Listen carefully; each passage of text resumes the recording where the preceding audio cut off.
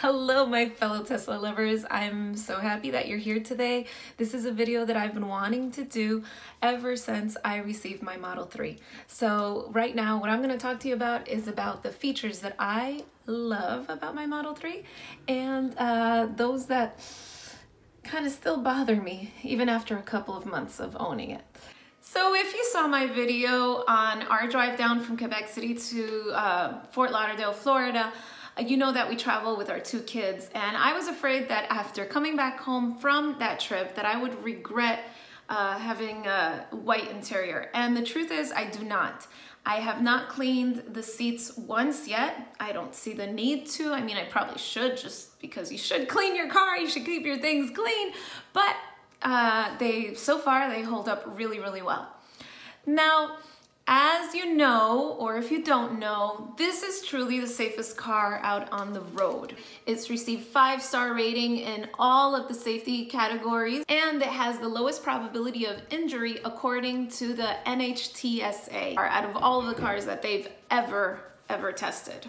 So that's really something to be proud of. So if you're considering buying a beautiful and safe car, this is the car for you. We didn't get the base model, we got the dual motor, which I'm really, really happy because it has a longer range, has 300 miles of range. Now, of course, if you really, really want a super fast car, if you really feel like that need for speed, well, then you can get the performance model. But I just didn't think it was worth the investment since, you know, it's not like we have an Autobahn, you know, next door. Now, my husband really wanted the performance model, and of course he wanted that extra speed, which is truly unnecessary because it's still a super fast car. But also he wanted to get different wheels on the car. What we got with the dual motor is that we have the aero wheels, and there's some people who don't like the aero wheels, but I gotta tell you, when you do a long distance trip, they do help. And when you're just, you know, going about your daily business, they're really easy to pop off. So let me just show you.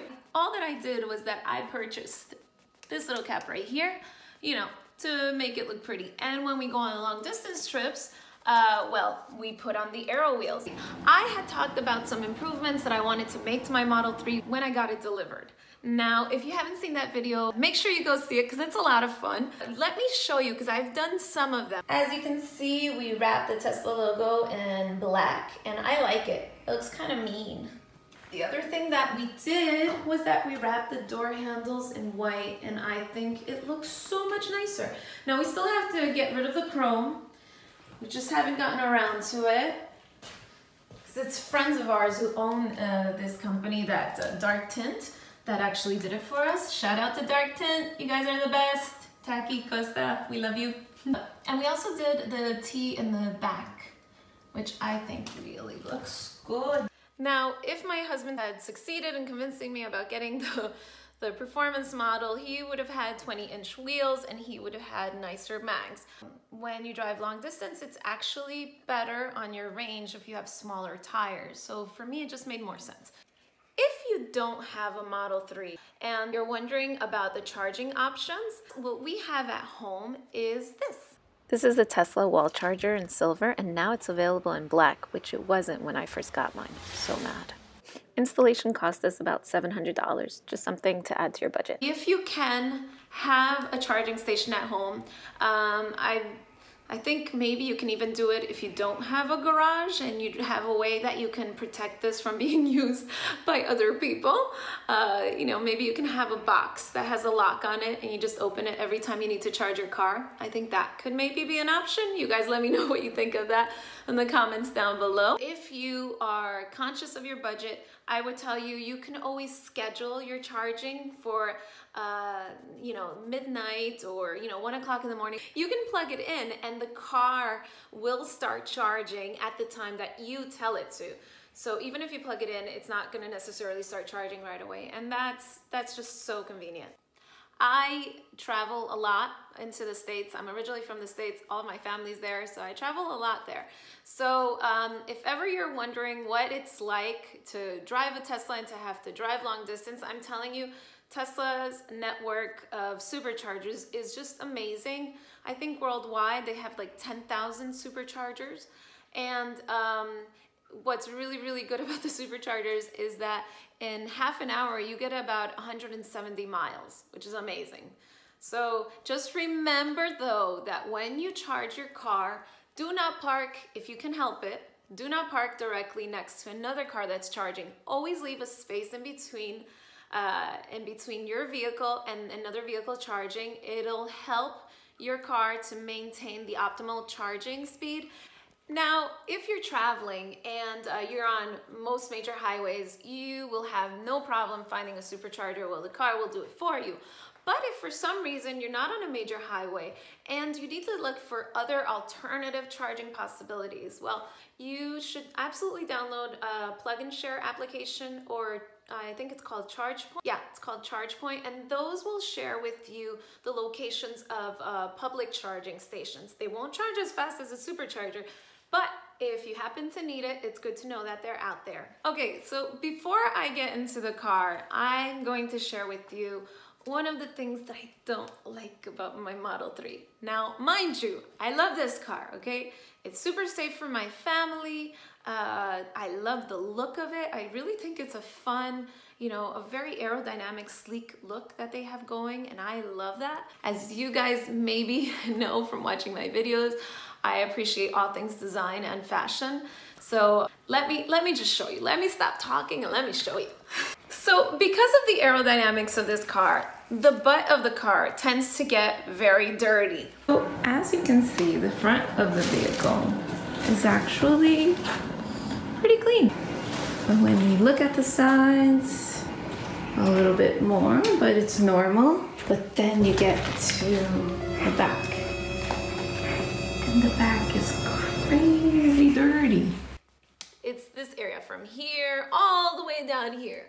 Now, why does that bother me? Well, because I'm used to owning cars that the trunk opens and closes by itself. Unfortunately, you know, the Model 3 does not. You have to go, and with your hands, you have to touch it. And look what happens. Right now, my car is clean. You have to go here and you have to put your fingers there. And look, even right now, it's clean, but my fingers get wet. Every time that you want to open it, you have to put your hand underneath here, and it's so dirty. Also, the camera gets dirty so quickly. And unlike some other luxury vehicles that have a little like windshield wiper for the camera, this does not. So carry around a box of Kleenex and make sure you clean your camera often. Luckily, to close it, this always remains clean. I know it's a detail. Some of my friends say, oh, poor you have to open and close your own trunk. Yes, poor me. Please, Tesla lovers, do not hate me. I am sharing. This is both for current owners and for people who are considering owning a Tesla. I want to present an honest and personal opinion about my experience. Okay, so there's one other thing about my Model 3 that I don't like. I actually had my Model 3 serviced because all of the door handles were getting stuck and they would stay open. So let me explain something.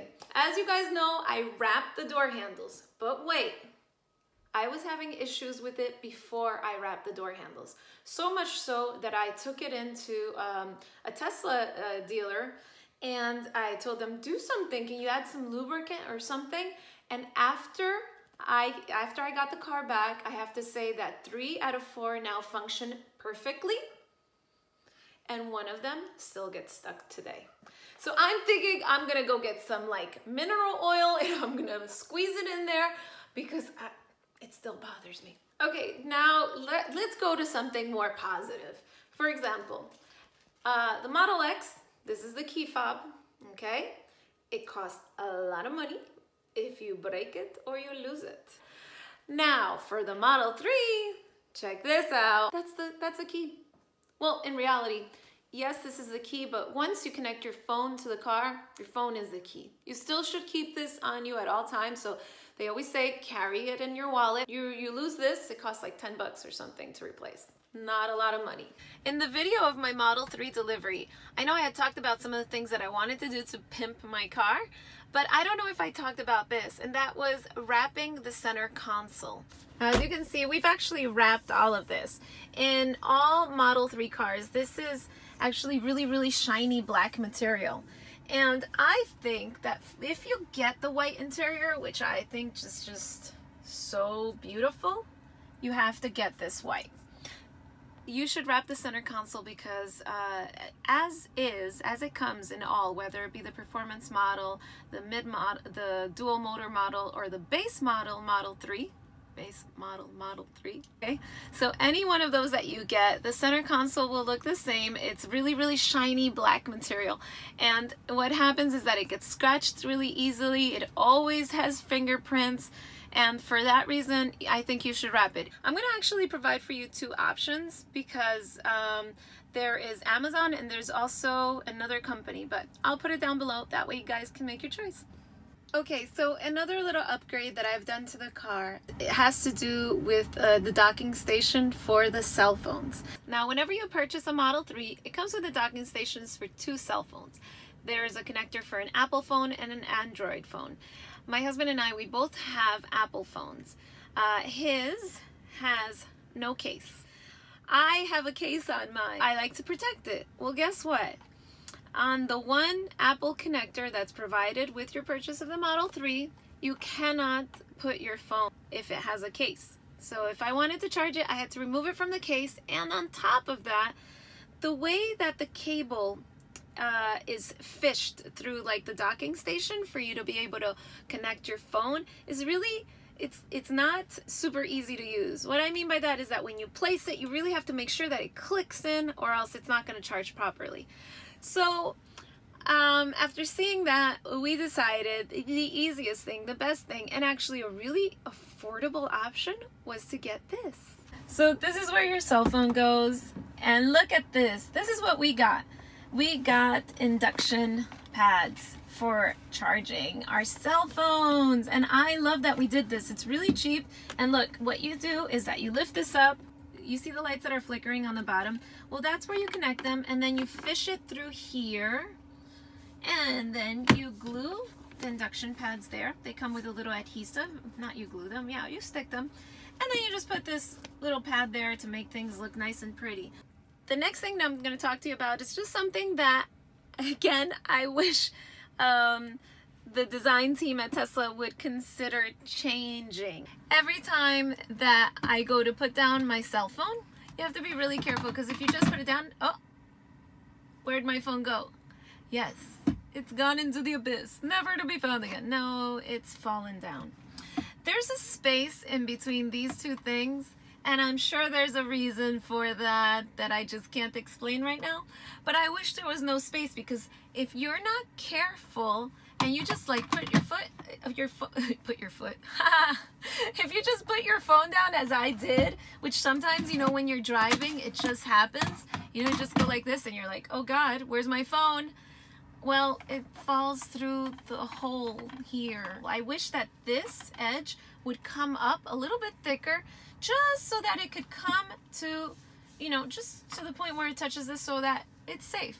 You put down your phone and your phone doesn't disappear into the abyss of sunglasses and all the other stuff. No. So that's just a little detail.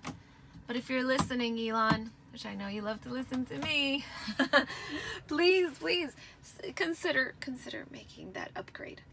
There's one thing that I forgot to mention when I did my video earlier this morning, and that's the fact that when I ordered my Model 3, I made sure to get the enhanced autopilot. Now, I understand that it's expensive, but if you decide to get it after you order your Model 3, after you receive it, then it's even more expensive. If I'm not wrong, when you order it, it's $5,000 before you receive your vehicle, and then if you want it after you receive your vehicle, it's like $7,000. If you get the Model 3, truly consider getting the enhanced autopilot, because this is not just about getting an electric car, this is about getting a Tesla. And a Tesla means you have all of the software that goes behind it, all of the software updates that continue to happen while you own the car. It's so cool. So your car is like gaining, you know, in value all of the time. I'm sure that if you listen to other videos about the Model 3, they are all going to tell you the same thing. I would be surprised if somebody told you, you don't really need it. So something to consider. And please remember, if you do order your Model 3, use my code because you love watching me, because we're cool like that. And you'll get 6 months free of supercharging. Lucky you, 6 months free. So if you like my videos, remember, please subscribe. Sending you lots of love. Thank you for watching. Bye. Tesla community, woo, you're the best.